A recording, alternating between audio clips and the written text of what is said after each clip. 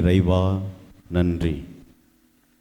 ஆண்டவர் இயேசுவில் அன்பிற்கினியவர்களே, 25 ஆண்டுகளுக்கு முன்பாக அருட்சகோதரி கரோலின் கலா அவர்கள் இதோ வருகிறேன் என்று இறைவனின் அழைப்பை உணர்ந்து அதை ஏற்றுக்கொண்டு இறைவன் முன்பாக தன்னையே அர்ப்பணித்து ஒரு துறவியாக குளூனி சபையின் அருட்சகோதரியாக தன்னை இணைத்து கொண்ட அவர் இன்று 25 ஆண்டுகள் தனது பணியை நிறைவாய் செய்து ஒரு மன நிறைவோடு இறைவன் முன்பாக நன்றி சொல்ல வந்திருக்கின்றார்கள்.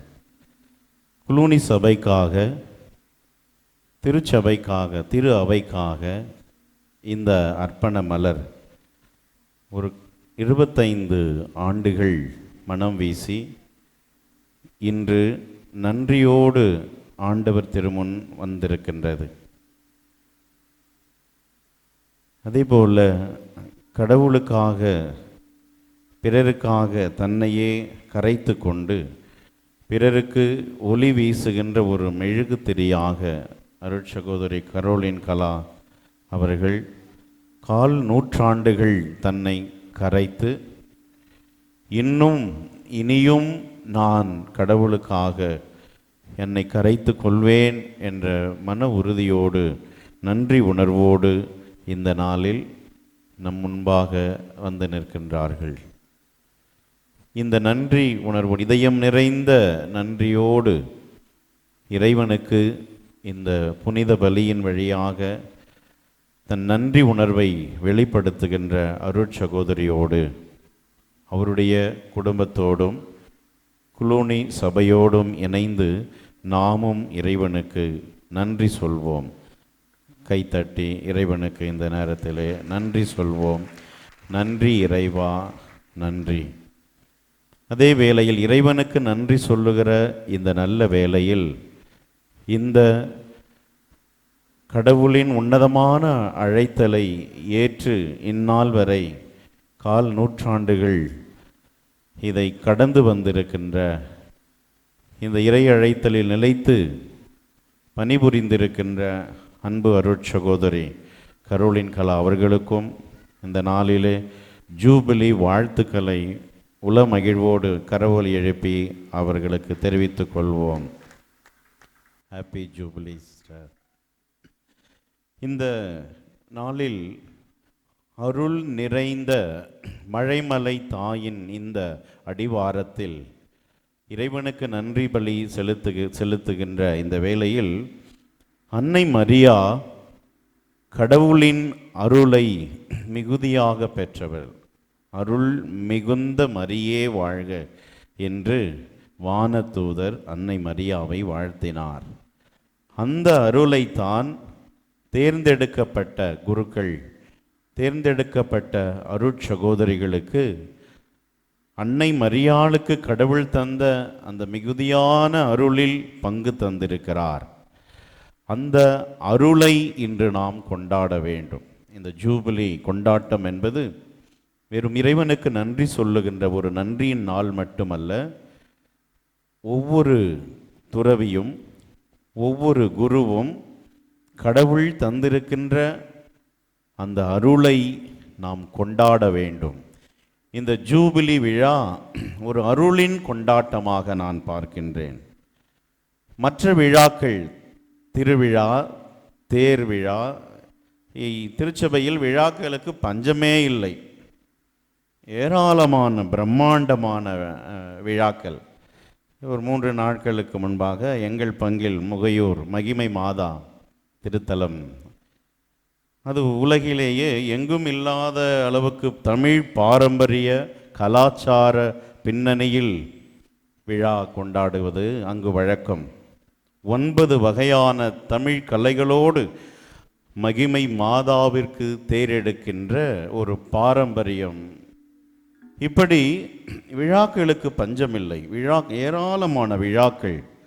ஆனால் அந்த விழாக்களை எல்லாம் கடவுள் கொண்டாட சொன்னாரா என்ற ஒரு கேள்வி எழுகிறது. ஆனால் இந்த ஜூபிலி விழா இது கடவுள் கொண்டாட சொன்ன ஒரு விழா. கடவுள் விவிலியத்திலே நாம் பார்க்கின்றோம், நீ 49 ஆண்டுகள் நிறைவுற்று 50வது ஆண்டை ஜூபிலி ஆண்டாக கொண்டாட வேண்டும். அது நன்றியின் ஆண்டாக, அது புதுப்பித்தலின் ஒரு ஆண்டாக, விடுதலையின் ஆண்டாக, ஒரு அருளின் ஆண்டாக அதை நீ கொண்டாட வேண்டும் என்று இஸ்ரேல் மக்களுக்கு கடவுள் சொல்லி தந்திருக்கின்றார், ஒரு வழிகாட்டுதலை தந்திருக்கின்றார். அந்த பின்னணியில்தான் இந்த வெள்ளி விழாவையும் நாம் கொண்டாடுகிறோம். எனவே இந்த வெள்ளி விழா அருட்சகோதரி அவர்களின் துறவற வாழ்வின் இந்த 25 ஆண்டின் நன்றி சொல்லுகிற இந்த வெள்ளி விழா கொண்டாடுவது தகுதியும் நீதியுமானது. இது கடவுளுக்கு விருப்பமானது. எனவே இந்த ஜூபிலி விழா ஒரு அருளின் கொண்டாட்டம். அந்த ஒரு மைய கருத்தில்தான் இந்த சிந்தித்து அந்த அருளை அருட்சகோதரியோடு சேர்ந்து நாம் எல்லோருமே கொண்டாட வேண்டும். அந்த அருளின் தாத்பரியத்தை நாம் உணர்ந்து கொள்ள வேண்டும், அதை அனுபவிக்க வேண்டும் என்ற ஒரு சிந்தனையில்தான் இந்த ஒரு இறை சிந்தனையை வழங்கலாம் என்று ஆசைக்கின்றேன். இந்த அருள் என்றால் என்ன? அது எப்படி இருக்கும்? அது எவ்வளவு சுவையானது என்பதை வீரமாமுனிவர் தேம்பாவணியிலே அன்னை மரியா சொல்லுவதாக அவர் அழகாக சொல்லுகிறார். ஏனென்றால் அந்த அருளை, கடவுளுடைய அருளை அதிகமாக பெற்றவர் அன்னை மரியா. Hail Mary full of grace. அந்த கடவுளின் அருளை அந்த அளவிற்கு அன்னை மரியாவை போல அவ்வளவு அதிகமாய் சுவைத்தவர் யாரும் இருந்திருக்க முடியாது. எனவே தான் வீரமாமுனிவர் தேம்பாவணியிலே அந்த கடவுளின் அருள் எப்பேற்பட்டது என்பதை அன்னை மரியா அவருடைய அனுபவமாய் அவர் சித்தரித்து சொல்லுகிறார். அந்த தேம்பாவணியிலே அவர் வீரமாமுனிவர் இவ்வாறு பாடுகிறார், அருள் எவ்வளவு இனிமையானது என்பதை. கனியோ கழையோ கழைத்தான்ற கனிந்த பாகோ கோல் தேனோ நனிந்த தோகையில் பூட்டிய உயிர்செய் மருந்தோ, நனிந்த தோகையில் பூட்டிய ஒரு நனவோ உயிர்செய் மருந்தோ, வாந்தனிலே வழங்கும் அமுதம் தகுமோ, எந்தை அருள்க்கு இவை ஓர் ஊமை உண்டோ என்றால் வழுவா மறையால் என்று இந்த பாடலை வீரமாமுனிவர் பாடுகிறார். இதில் கடவுளின் அருள் என்பது எவ்வளவு இனிமையானது என்பதை அவர் சுட்டி காட்டுகிறார். கனியோ, இந்த உலகில் இருக்கிற கனிகள், பழங்கள் ஒவ்வொன்றுக்கும் கடவுள் ஒரு சுவை தந்திருக்கிறார். ஒவ்வொரு பழத்தையும் நாம் சுவைக்கிற பொழுது அதற்கென்று ஒரு தனி நறுமணம், அதற்கென்று ஒரு தனி சுவை, அதற்கென்று ஒரு தனித்துவமான ஒரு இன்பம். அதை அந்த கனிகளை நாம் சுவைக்கிற பொழுது அந்த ஒவ்வொரு கனிக்கும் ஒவ்வொரு சிறப்புமிக்க சத்துக்களை, தாதுக்களை, சக்தியை, ஆற்றலை கடவுள் தந்திருக்கிறார். ஆனால் அந்த கனியை விட, அந்த பழத்தை விட சுவையானது கடவுளினுடைய அருள். அதே போல கரும்பின் சாரோ, அடிக்கரும்பின் சாரோ, அந்த கரும்புக்கு ஒரு இனிப்பு, ஒரு சுவை இருக்கிறது. அதைவிட அடிக்கரும்பின் சாரோ, அவர் வீரமாமுனிவர் சொல்லுவது, அந்த அடிக்கரும்பிக்கென்று ஒரு சுவை, இனிப்பு. அந்த இனிப்பை விட, அந்த சுவையை விட இனிமையானது கடவுளினுடைய அருள். பாகோ, அந்த கரும்பு சாறை நன்றாக காய்ச்சி அதிலிருந்து எடுக்கின்ற பாகு, அந்த பாகு அது ஒரு கரும்பு சாறை விட, கரும்பு ஜூஸை விட அது ஒரு தனித்துவமான ஒரு இனிப்பு, அது ஒரு தனித்துவமான ஒரு மருத்துவ குணமும் இருக்கிறது அந்த பாகு, கருப்பட்டி. அந்த கரும்பின் பாகோ, அந்த பாகை விட ஒரு இனிமையானது கடவுளினுடைய அருள். கொம்பு தேனோ, தேனுக்கு ஒரு சுவை இருக்கிறது, கொம்பு தேனுக்கு அதை விட ஒரு சுவை இருக்கிறது. அப்போ அந்த தேனை விட இனிமையானது கடவுளினுடைய அருள். உள்ள மகிழ்ச்சி ஒன்றாய் திரட்டிய ஒரு நிகழ்வு. நம் உள்ளத்திலே ஒரு மகிழ்ச்சி வரும், ஒவ்வொன்றுக்கும் ஒரு மகிழ்ச்சி வரும். அவரவருடைய விருப்பத்திற்கு ஏற்ப, அவரவருடைய இயல்பிற்கு ஏற்ப நாம் ஒரு செயலை செய்கிற பொழுது, அல்லது ஒரு உணவை நாம் உண்கிற பொழுது, இல்லை ஒரு நிகழ்வில் பங்கெடுக்கிற பொழுது ஒரு மகிழ்ச்சி ஏற்படும், உள்ள மகிழ்ச்சி. அந்த உள்ளத்தில் ஏற்படுகிற மகிழ்ச்சி எல்லாத்தையும் ஒன்று ஒன்றா எல்லாத்தையும் ஒன்றாக திரட்டி ஒன்றா சேர்த்தால் எப்படி இருக்குமோ அதைவிட அலாதியானது கடவுளினுடைய அருள். அதே போல் உயிர் கொடுக்கும் மருந்தோ, மருந்து நமக்கு நலம் தருகிறது, ஆனால் உயிரை கொடுக்கிற மருந்து ஒன்று இருக்கிறது. அந்த உயிரை கொடுக்கிற மருந்து எவ்வளவு முக்கியமானதோ அதைவிட முக்கியமானது கடவுளினுடைய, அதைவிட சிறப்பானது கடவுளுடைய அருள். வான்தனில் உள்ள அமுதோ, அமுது அது யார் சாப்பிட்ருக்கீங்களா தெரியல, ஆனால் நம்முடைய தமிழ் இலக்கியங்களில் அதை பார்க்கிறோம். அமுதம் இருக்கின்ற எல்லாவற்றையும் விட ஒரு இனிமையானது, சுவையானது அமுது. அந்த வான்தனில் இருக்கின்ற அந்த அமுதை விட சிறப்பானது கடவுளுடைய அருள். இது எதற்கு இத்தனை இனிமையான, இத்தனை சுவையான, இது எதையோடும் ஒப்பிட முடியாதது கடவுளுடைய அருள். இவ்வளவு அழகாக வீரமாமுனிவர், ஒரு வெளிநாட்டுக்காரர், இங்கு வந்து தமிழ் பயின்று இந்த அருளின் இனிமையை அவர் எவ்வளவு அதை உணர்ந்து எழுதியிருக்கிறார். அன்பானவர்களே, இந்த அருள், கடவுள் நமக்கு தந்திருக்கிற அருள், அது எவ்வளவு இனிமையானது, அதை எதனோடும் ஒப்பிட முடியாத அளவிற்கு தித்திக்கின்ற, அது எதையோடு எப்படி அதை ஒப்பிடுவது, எப்படி அதை சொல்லுவது என்று மிரண்டு போய் நிற்கிறார் வீரமாமுனிவர். இதை அன்னை மரியா சொல்லுவதாக அவர் பாடுகிறார். அன்னை மரியா அந்த அருளை பெற்று அனுபவித்து கடவுளுக்கு நன்றி சொன்னவள், கடவுளை புகழ்ந்து பாடியவள். அந்த அன்னையின் அனுபவத்தை நமதாக்கி கொள்ளுகின்ற ஒரு நாளாக இந்த ஜூபிலி நாளை நாம் எடுத்துக்கொள்ள வேண்டும். எனவே இப்படிப்பட்ட உன்னதமான இனிமையான, எதனோடும் ஒப்பிட முடியாத அந்த கடவுளின் அருளை கடவுள் அருட்சகோதரி கரோலின் கலா அவர்களுக்கு 25 ஆண்டுகளுக்கு முன்பு தரவில்லை. அவருடைய அழைப்பிதழில் அவர் தந்திருப்பது போல, எரேமியா 1:3 அவர் குறிப்பிட்டுள்ளது போல, தாய் வயிற்றில் உருவாகும் முன்பே நான் உன்னை அறிந்திருந்தேன். அன்றே தாய் வயிற்றில் உருவாகும் முன்பே இந்த அருளை, இந்த கடவுளின் அழைப்பை தந்திருக்கின்றார். எனவே கடவுளை எழுப்பி கடவுளுக்கு இந்த நேரத்தில் நாம் நன்றி சொல்லுவோம். நன்றி இறைவா, நன்றி. இப்பேற்பட்ட அருளை தாய் வயிற்றில் உருவாகும் முன்பே நீர் தந்திருக்கின்றீர். அதற்கு நாம் இறைவனுக்கு நன்றி சொல்ல வேண்டும். ஒவ்வொரு அழைத்தலுமே தாய் வயிற்றின் உருவாகும் முன்பே கடவுள் தேர்ந்து கொள்ளுகிறார், அறிந்திருக்கின்றார். அதோ அன்றையிலிருந்தே இந்த அருளை தந்திருக்கின்றார். அப்படிப்பட்ட ஒரு அருளை, ஆசிரை, அபிஷேகத்தை இந்த இறை அழைத்தலில் நாம் பெறுகின்றோம்.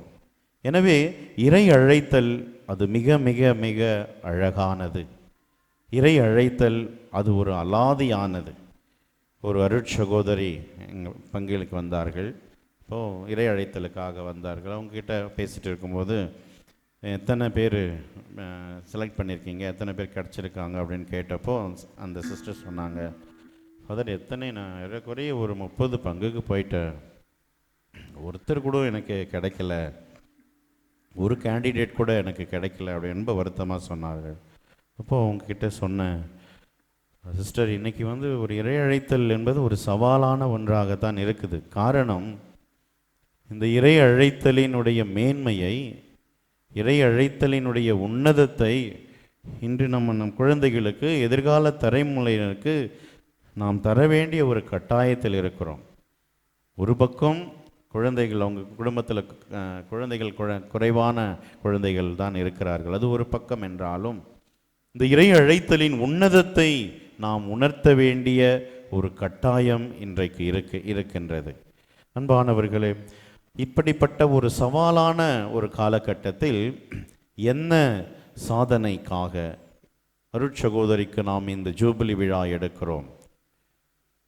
சேலம் மறை மாவட்டத்தின் முன்னாள் ஆயர் சிங்கராயர் ஒரு முறை அவர் மறையுரை ஆற்றுகிற பொழுது, இந்த அருட்சகோதரிகள், இந்த ஜூபிலி மாசுக்காக அவர் மறைவுரை ஆற்றுகிற பொழுது அவங்ககிட்ட கேட்டார், அருட்சகோதரிகளே, இந்த ஜூபிலி கொண்டாட வந்திருக்கிறீங்களே, என்னத்தை நீங்கள் சாதிச்சிட்டிங்க ஜூபிலி கொண்டாடுகிறீங்க அப்படின்னு கேட்டார்.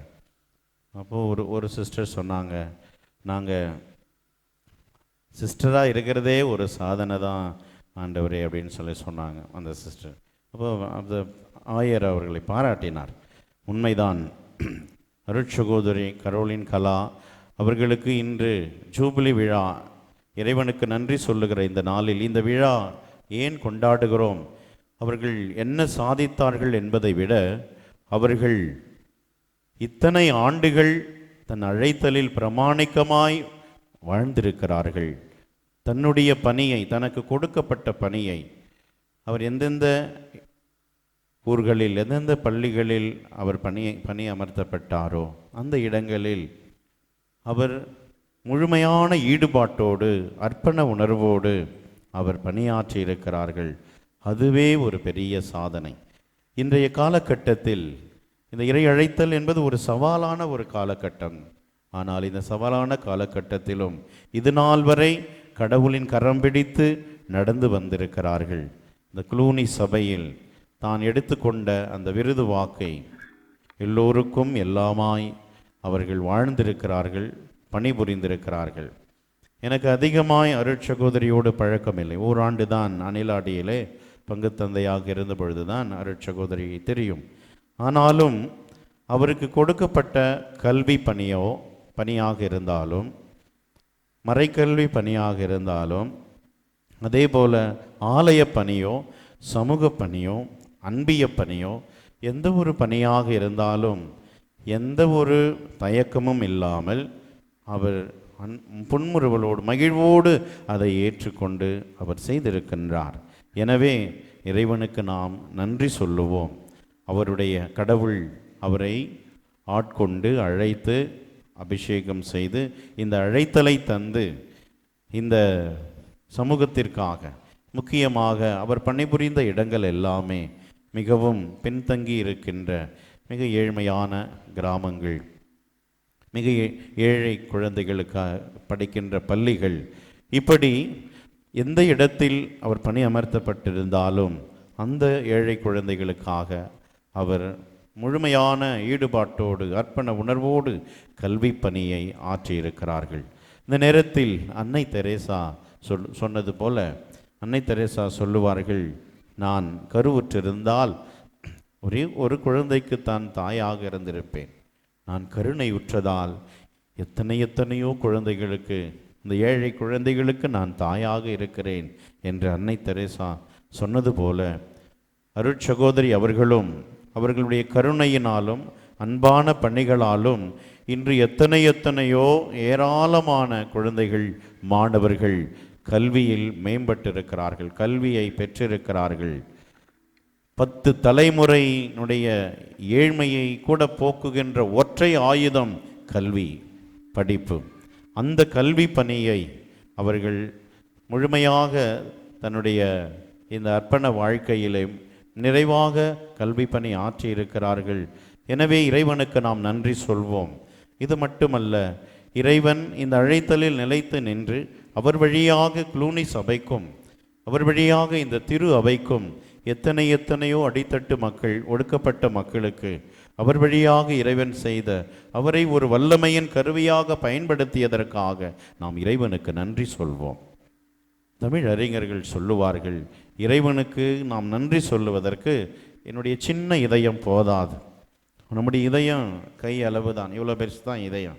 இவ்வளோ பெரிய இதயத்தை வைத்து இத்தனை ஆண்டுகள் கடவுளின் அருளுக்கும் ஆசிருக்கும் வழிநடத்துதலுக்கும் பாதுகாப்பிற்கும் பராமரிப்பிற்கும் என்னால் நன்றி சொல்ல முடியாது. என் உடல் முழுவதும் இதயமாக இருந்தால் கூட என்னால் இறைவனுக்கு முழுமையாய் நன்றி சொல்லிவிட முடியாது.